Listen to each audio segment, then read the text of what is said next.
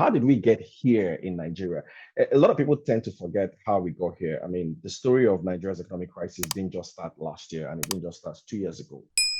You can trace it all the way back to 2014, 15, when we started witnessing the start of the oil price crash. And of course, if you all remember, at that time, the exchange rate was around 160 or so to the dollar, 160 naira to the dollar. And then we had the oil price crash, and we had the very first naira devaluation that Okonjo-Iweala did. I think it went to 197. And then, of course, as we were dealing with all that crisis, the 2015 election came in. And of course, by 2016, all hell let loose. Capital controls came in. We immediately got into a recession. That was also when we had the Brexit votes.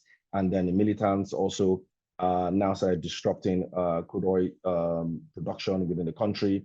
And that has basically precipitated into every single thing that we've seen. By 2017, we started seeing a little bit of economic recovery, different kind of policies.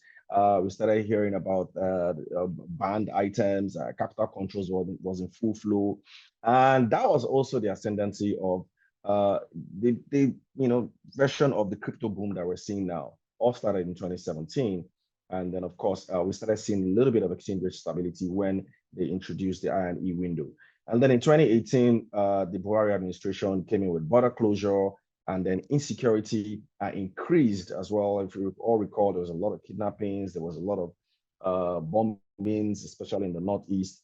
And then we started seeing a little bit of economic growth as the exchange rate sort of stabilized. And in 2019, because a lot of the exchange rate stabilization that we had then was mostly due to selling Omo bills by the central bank. And the central bank was essentially pushing out high interest rate to attract foreign investor inflow, and we had a bit of stability at that time. And then that was also when we witnessed the very first VAT increase from 5% to 7.5%, if you all recall.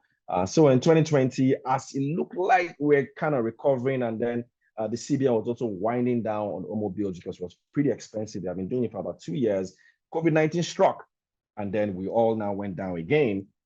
And the oil price, of course, crashed. And then you had the end-size crisis, and then the economic recovery started gradually again in 2021. By that time, it looked like we were already getting into election mode. Inflation now started becoming a concern because we started seeing inflation creep up gradually from 2021. And of course, the exchange rate crisis now boiled over because we have now gone from about 360 that we had for about 3 years, for about 2 years stable, to over 400 and gradually getting to 500. And then people really got tired, and then the jackpot restarted. And so this essentially has been where we are. I'm sure we're all familiar with at least the last 2 years, so I'm not going to delve with it. But very important to understand how we got here, because if you know how we got here, then it's easy to know how we get out of here.